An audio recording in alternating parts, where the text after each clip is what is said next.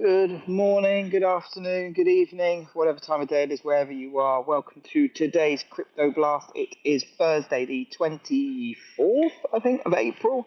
Welcome. You join myself and the amazing Cam O'Connor from Institutional Fi, where Cam will be giving a rapid roundup of the latest price flows and market moving using the crypto markets. But before he does, I'll get the legals out of the way. So as usual, nothing discussed in the space of session constitute trading or investment advice or infers any kind of endorsement by PIQ or InstaFi or Institutional Fi, sorry, or indeed Cam O'Connor, or indeed myself, Ryan Paisley. Cam, how are you, my dear friend? I'm okay, Ryan. How are you doing? I'm very well, thank you. I'm very well. It's standing in the sun, trying to get a bit of a tan, get the base on for summer. Are the pink shorts in action? They're not. I debated it. I'm not gonna lie. They were out. They were in. They were part of the selection, and I went for jeans. I apologise. Slightly disappointed. But Saving them tomorrow. Saving them tomorrow with lunch with Mr. Brown. you're gonna get them pressed and ready. Exactly. Exactly. What's been Uh, occurring, my dear friend? let's jump into it. So the crypto markets over the last 24 hours, Bitcoin reached a high yesterday of $94,700. BTC now trades 2.3% down from yesterday's highs at $92,500. Still looking quite nice here. Looking across to ETH is currently trading at $1,750 down from yesterday's highs alongside Bitcoin, but remains 14% up from this week's lows. So again, ETH still looking in a nice spot, positive price action so far as we come around middle of the week. Moving down the market cap list in no particular order, Solana is trading at $147.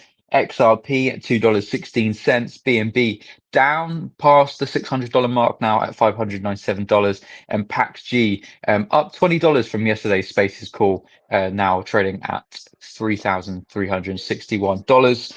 The Bitcoin and Ethereum spot ETF flows for yesterday, which would have been the 23rd of April.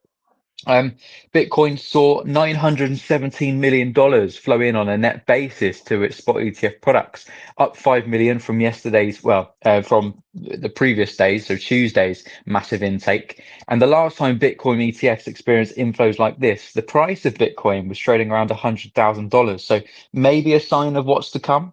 Who knows on that one, but these inflows are coming in hot and heavy. However, looking over to Ethereum, they saw negative outflows yesterday on a net basis of Boo. $23.9 million. Yeah, boo indeed. But, as we just discussed, the price action itself is relatively unaffected and keeping in line with BTC. So not too much divergence going there in the last 24 hours. News. Now, there was some really interesting stuff that's happened over the last 24 hours, but mindful that we don't want this spaces to be an hours long, I've picked I've picked some of the most interesting stories and condensed it as much as possible. And I definitely think we'll get this done in 15 minutes. But definitely some which you probably are going to want to add.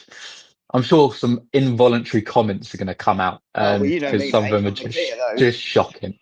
Right, here we go. The first one is not too bad. Binance announced the dates for its upcoming Binance Blockchain Week. It will take place from December 23rd to December 24th to, they say Blockchain Week and it says it takes place in a 2-day event. So it's not Oh, well, very there much a you week, is it? go. Then at the Coca-Cola Arena in Dubai. Oh, very nice. Very nice spot. PayPal announced that it will launch a rewards program for holding its stablecoin PYUSD this summer. US users who hold PYUSD in their PayPal or Venmo wallets will be able to earn an annual yield of 3.7%, accrued daily and paid monthly. Rewards will be distributed in PYUSD, which can be exchanged for fiat currencies sent to other users or used international transfers or spent via PayPal checkouts. The Solana Foundation has introduced a new policy to enhance the network decentralization. For every new validator added to the foundation's delegation program, Well, it's another bit of a bacon sarnie there at the moments before I came on. That was a mistake. Right. Where were we? So for every validator added to the foundation delegation program, 3 validators who have held foundation stake for over 18 months have less than 1,000 SOL in external stake will be removed. Ooh.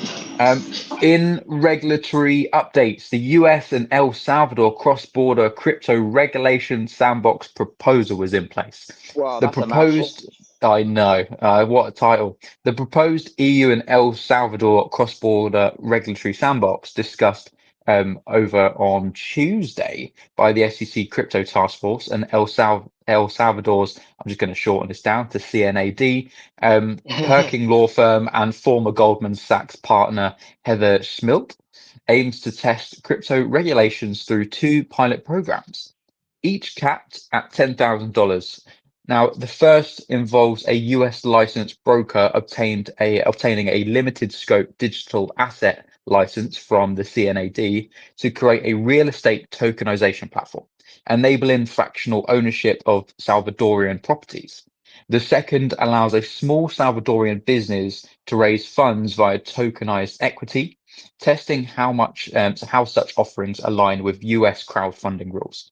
The sandbox seeks to provide real-time data on investor protection, token classification, and regulatory clarity, leveraging El Salvador's 5-year experience with tokenization, and particularly in real estate. So this initiative aligns with the SEC Commissioner Esther Pierce's priorities, including cross-border collaborations and broker deal regulations, but notes that no binding agreement was reached on Tuesday. So moving on, Russia's Minister of Finance, I'm not going to pronounce the name because we know my history with pronouncing names. And I don't want to be I'll honest, targeted by a Russian. I'm surprised you managed with your own name, to be honest. Yeah, exactly. So Russia's Minister of Finance announced yesterday that the Ministry of Finance and the Central Bank of Russia will launch a cryptocurrency exchange targeting, and I quote, well, when translated, super qualified investors to legalize and regulate specific crypto transactions. I was doing your air quotes there. Yeah, Not that exactly. the Yes. listeners could see that, but I'm sure it was felt. It's surprising how often I do that and then think, no fucker can see me, so what the hell am I doing? So this initiative is part of an experimental legal regime that aims to bring crypto operations out of the shadows while restricting access to high net worth individuals with assets over 1.2 million US dollars or an annual income that exceeds 600,000 US dollars. So these criteria could be adjusted going forward, but at the moment these are the parameters. Right. This is the next one. The Trump meme coin project announced an exclusive dinner with the president, Donald Trump, for its top 220 token holders. The dinner is scheduled for the 22nd of May of this year at the Trump National Golf Club in Washington, D.C. Registrations open. Eligibility is determined by real-time leaderboard based on average token holdings from the 23rd of April to the 12th of May. Participants may hold. Just to clarify, when you say average token holding, do you mean as in the amount or like what price they're in at? No, so the physical like token amount. Because what they've missed a trick there really. Because what they could have done is say the higher your average price, your weighted average price, the better. So that would just encourage people to keep buying the top. Yeah, it would. Although when I'm about to jump into these numbers, this may be what they've done. Right. So participants must hold a significant amount of Trump tokens, with estimates suggesting that the 220th largest holder needs around 26,633 tokens, which is approximately $380,000 worth. Yeah, and obviously that number fluctuates greatly at the moment. The top 25 holders will also receive VIP perks, including a pre-dinner reception with Trump and a special White House tour the following day. attendees must pass background checks. So Oh you yeah. could even hold the like number 2 or 3. If you don't Yeah. pass a background check, you're not getting in. I tell you what, I'm Um, not. I'm not going to lie to you, Cam. I'm getting ideas for PIQ coin. Dinner with me down at Stafford. yeah, exactly. Winner gets to buy you a cigar and a Yeah, and a exactly. cocktail. Yeah, I'm not paying for it like that. So yeah, additionally, so this is actually comes in before they announced this dinner, but the project announced a 90-day delay for both the initial token unlock and the next 3 months of daily unlocks. Likely, the reason behind this was due to selling pressure and encouraging long-term holding amid, event-driven demand surge.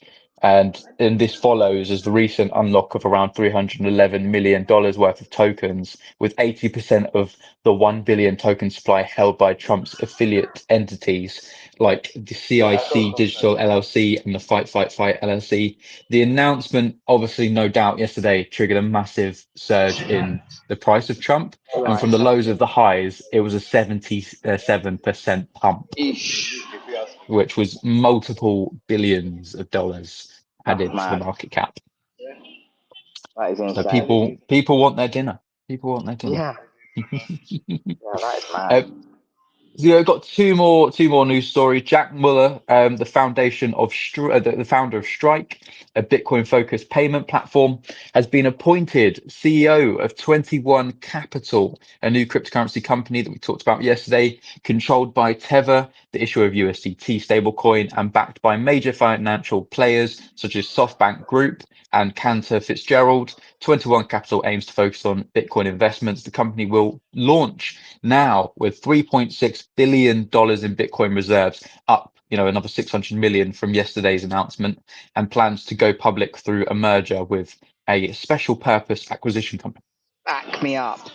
Yeah, just on this, because obviously this was brought up with our phenomenal interview yesterday with Andre that should be going on to YouTube and the regular other outlets very shortly, if my Nepalese Sherpas have anything to do with it. One thing I saw and Andre post later on in the day was a comparison kind of table between strategy. I can't say strategy. I still got to say MicroStrategy, Mhm. and this new fund. Basically, in every possible kind of area, this new fund is a much better way for corporates and whoever to have Bitcoin exposure on their balance sheet.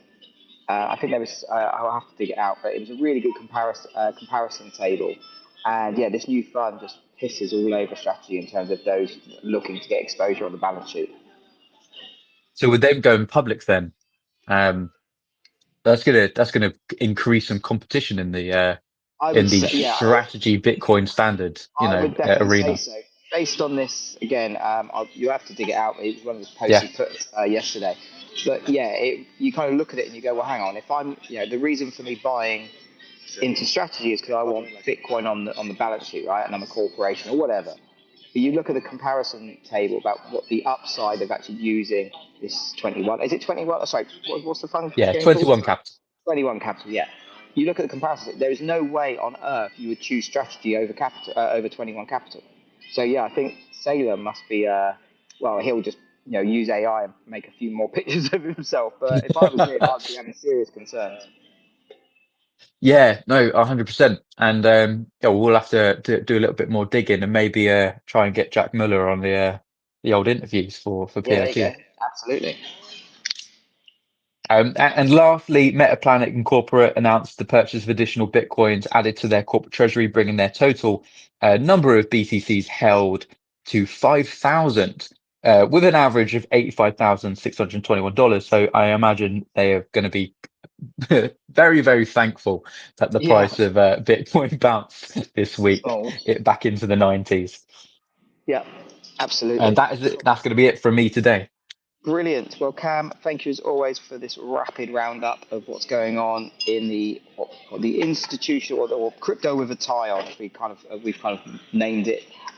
Listeners, thank you as always for tuning in. Especially, yeah, we know literally all of you listen to us on the playback, whether that's via the podcast or YouTube or just playing the spaces back. So again, as usual, welcome from the past. And tune in for me and Cam tomorrow when Cam will be bringing you the goods again. Cam, pleasure as always, my dear friend. I'll catch you tomorrow. Thank you very much. See you then.